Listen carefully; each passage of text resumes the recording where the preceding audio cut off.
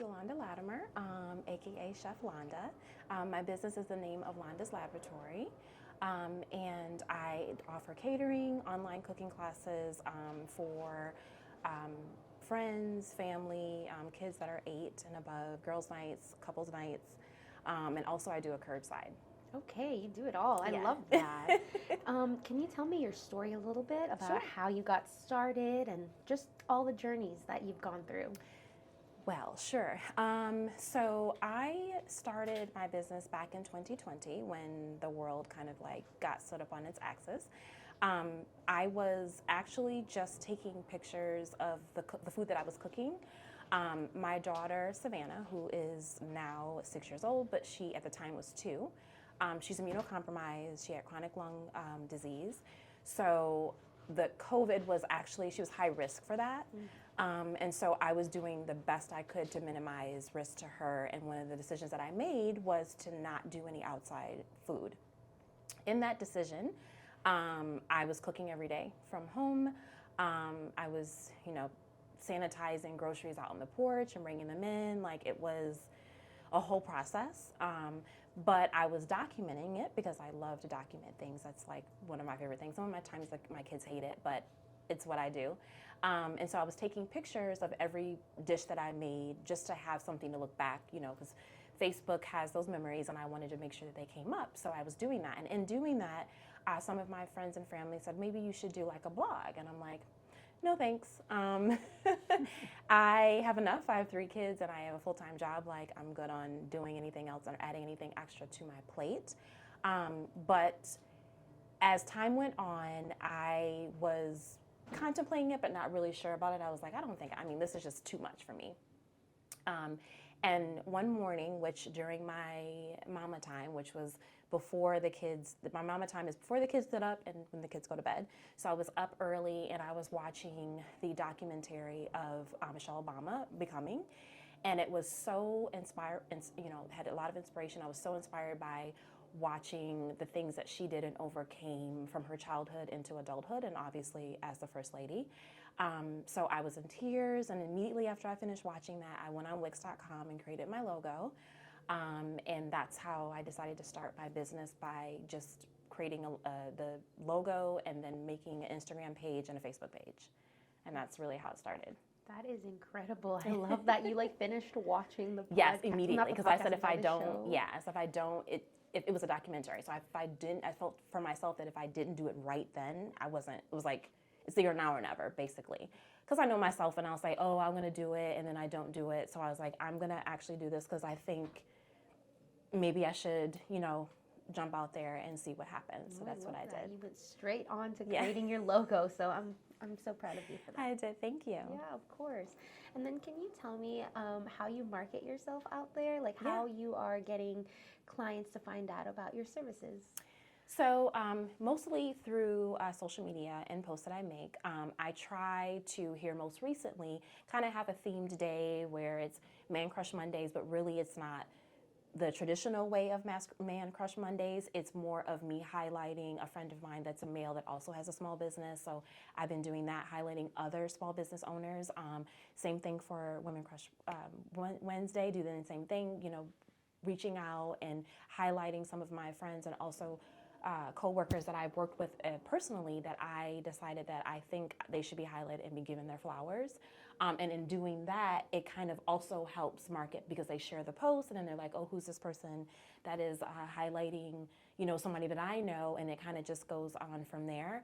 A lot of my clients have been from word of mouth, and which is always still the very first thing to marketing is word of mouth. It doesn't matter how much technology that we get, it's still the old school word of mouth is the best. So I don't run ads or anything like that on social media because I also have a full life. Right. So it's mostly friends and family, and I work in a space during my full-time job that I also am able to market myself, and I've gotten a lot of support from my coworkers and colleagues that I work with on a daily basis, which I really appreciate, and they also support me and recommend me across, their networks as well. So it has worked pretty well for me. I love that. Thanks for sharing that. And then, can you tell me a little bit about how cooking, like, is that something you've always loved to do as a child growing up, or how did it come about from your experience with your daughter and trying to keep her safe? No, so actually it did come from my childhood. I've been cooking since I was 11 years old. I learned from my grandmother, and my father actually, if you can believe that, is because my father was the chef in our house. My mother never had to cook. So their agreement was that she would clean up after him, he would cook, she would clean. So that was their agreement. She only ever cooked if he was like sick, and that was rare occasions. So I learned from him, but my dad was not, he didn't have a lot of charisma with his cooking. So I learned more from watching him than I did actually him teaching me. But my grandmother, she actually taught me, because I know it was a little bit of more of a nurturing type of teaching. And the first thing I learned to cook, I learned to cook and fry chicken. Was the first thing I learned how to do, and season. So I learned how to season and fry chicken. That was literally the first thing that I learned how to do. So I've been seasoning meat and frying chicken since I was a little girl. And it's really, the kitchen is my happy place. I know sometimes people like to clean if they're upset, or like if they, kind of just to get themselves out of a mood, they like turn on some music and they clean. That's definitely not my forte. I have cleaners, so they come and they clean for me.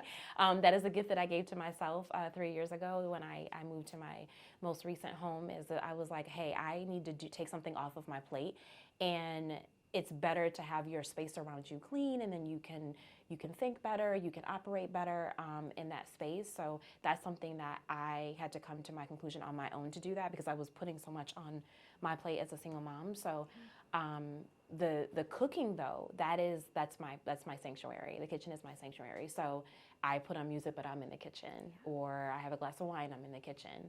I am, thinking of new beverages to make, or a recipe to create. It's all in the kitchen. And I do love the way that houses are now set up, where they have the open floor plan. So like, I'm not to myself. I can still interact with my kids, and it's not closed off. And I'm still, I'm watching TV with them, or I'm, we're doing homework, but I'm still being able to cook. So that has afforded me a nice flexibility when it comes to that. Amazing. I love that. Thank you. I know cooking is kind of like your escape, your safe space. What do you like to do outside of that? Eat. So the thing is that I have never been a clubber. I've been a mom since I was 22. And even before that, where my friends would go out and they would hang out and they're like, let's go. I'm like, I'm a homebody. All I need is my refrigerator stocked, and something to watch on TV, Netflix or whatever, and I cannot go anywhere.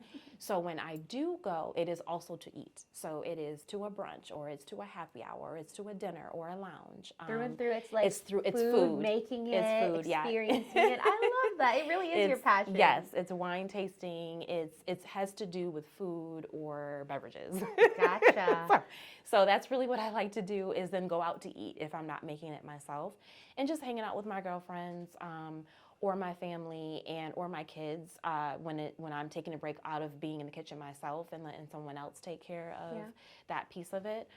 It really is.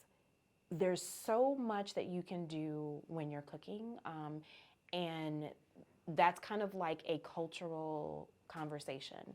I recently graduated from culinary school 2 months ago. Congratulations. Thank you.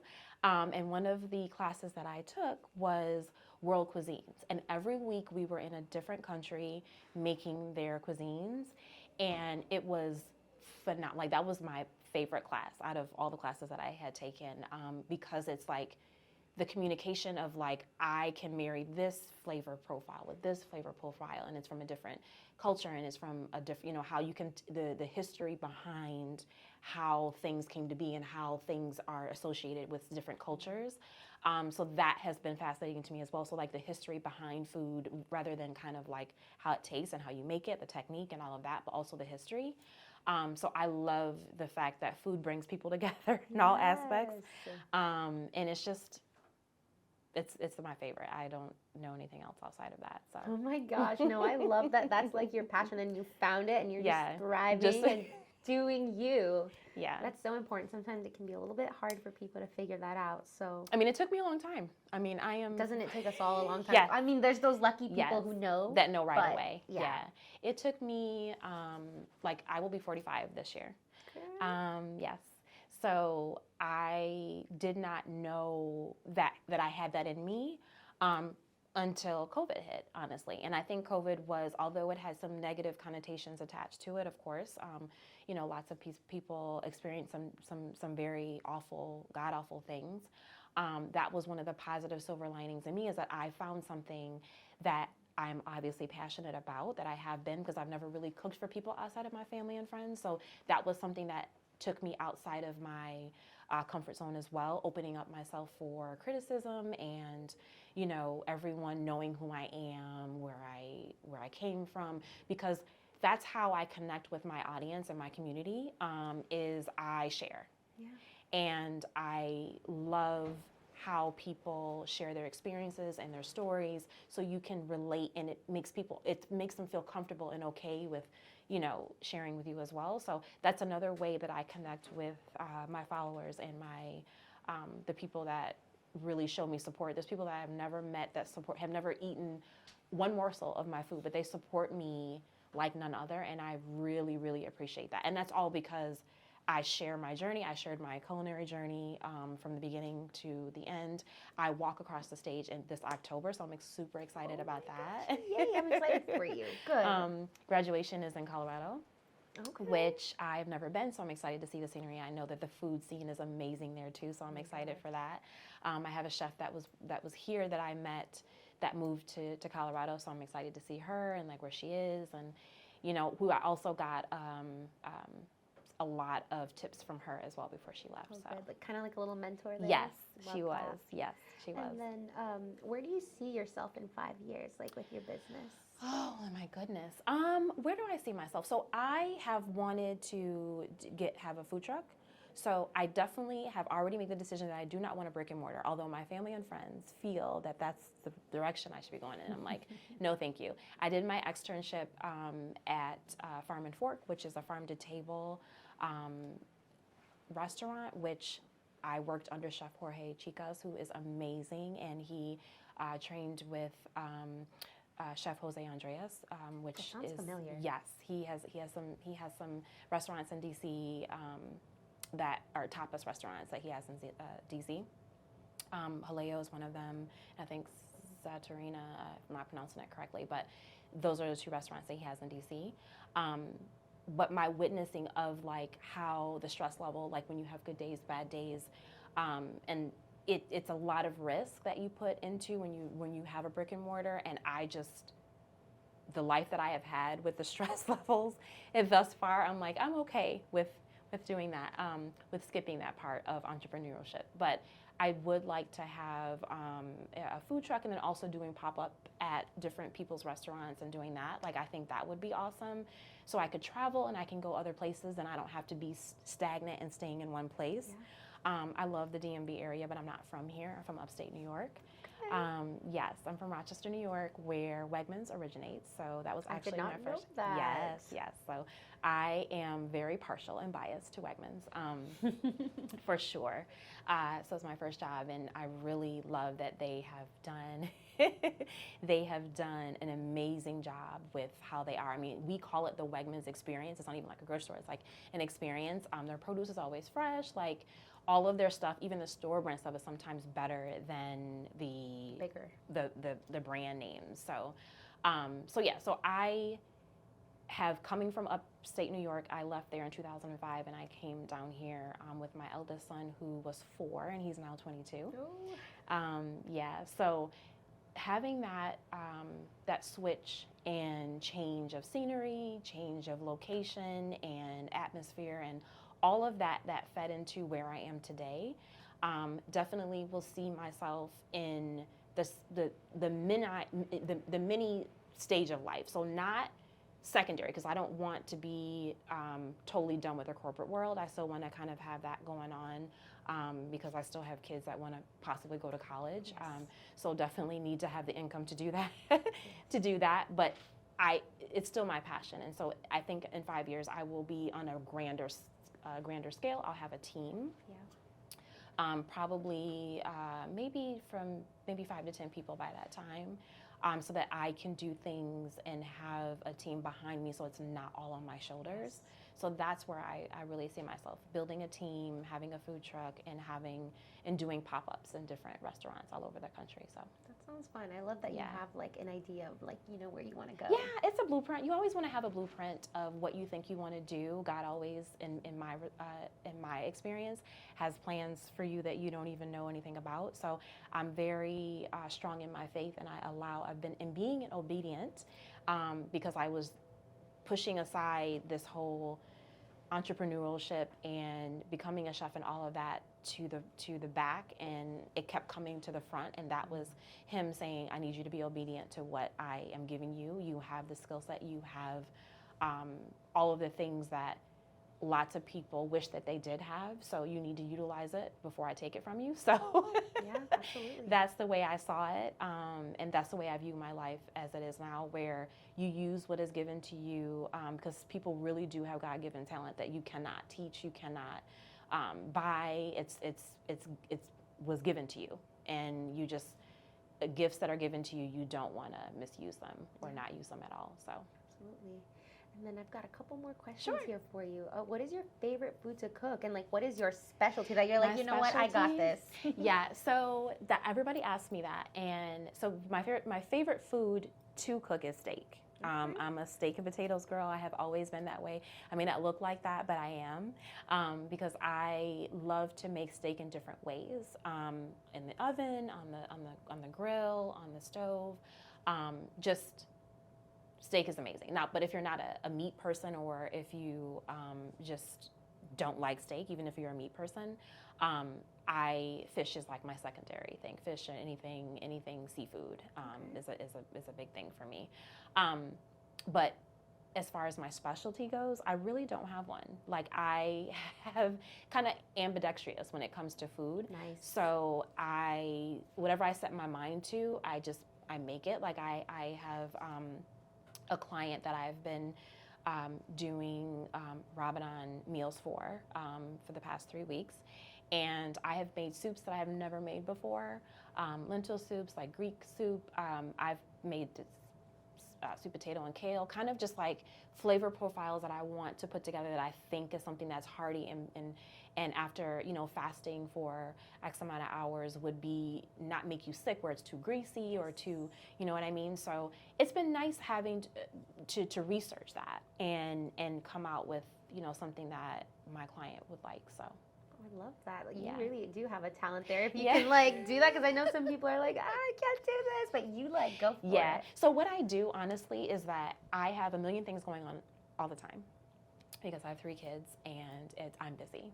And I have a full-time job. But when it is time for me to focus on my food stuff, it's like watching your favorite show, binge watching it, you get into it and you can't let it go. Like that's what happens when I start and I sit down to think about how I want to plan a menu or what I want to cook or if I want to create something, and I get in that space and it's like the best place to be in. It's like euphoria for me. Yeah. So that's how I feel. That's why I know that it took all of this for me to get to this place, because I really do love being in the kitchen. Like some people are like, but I hate going to the grocery store. Like that's the thing I hate doing is shopping for everything.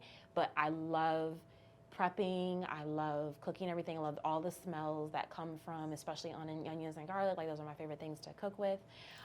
So yeah, and then finding different onions and different pieces of garlic. I have an influencer that I follow, Darius Cooks, and he is in Bali right now. Mm. And he showed a bulb of garlic that is none other than I've ever seen before. And I was obsessed. You know what I mean? It's like now I have to go over there so I can get that garlic. Cook it. Yeah. That is something. Like the fact that you're just like, this undiscovered garlic or this rare garlic, I need to cook with it. Yes. And I had actually, when I was doing my externship, we were cooking with black garlic, which I had never had before. It's sweet. Whoa. It's so good. And we're using it to, we had it with making the squid ink kind of like a little bit of a sauce that we had with octopus, a grilled octopus. So yeah, that black garlic, you can eat it by itself because that's how like sweet, it's like, it's got a nice like sweet If it's flavor around to it. here somewhere, Yeah, I you will can get have it in to a give jar. it a try. Yeah, you can get it in a jar. It's like, it's nothing like I've ever tasted before. Okay. Yeah. That's on my bucket list for food now. Yeah, try it out, try it out. Will do. And now my last question Sure. is, if you could leave our listeners with one message, anything that's in your heart or that you want to just get out into the world, what would that message be? Listen to yourself. Listen to what that little voice that says you can do X, Y, Z, and don't let the self-doubt creep in. I actually made a post this morning, and that's why I'm saying it now, because it's still fresh on my mind, about how evil self-doubt is, and how you can let that creep in and it takes over all of the things that you have created for yourself, or all the good things that you have done. And if you start to doubt yourself, you start to discount all of the positive things that you've done, or even if it's not astronomical or anything really big, it's still something you have done, and in a positive and progressive way. So for you to let self-doubt creep in, and you're really doing yourself a disadvantage. So I would just say, listen to yourself, listen to your inner dreams and your ambitions and your aspirations, and follow that. Because at the end, like either you're gonna fail or you're going to succeed, but at least you try it. Yeah. And you're not letting like, oh, I can't, because if you say you can't do it, then you can't do it, and you won't do it. You know what I mean? So it's a lot of mind over matter as well. But yeah, I would just say that you need to listen to yourself and your dreams, and follow the path that your inner self is telling you to do. Absolutely. Thank you so much for sharing You're that welcome. with us. It was You're a welcome. pleasure. It was a pleasure, and thank you so much for having me. Of course.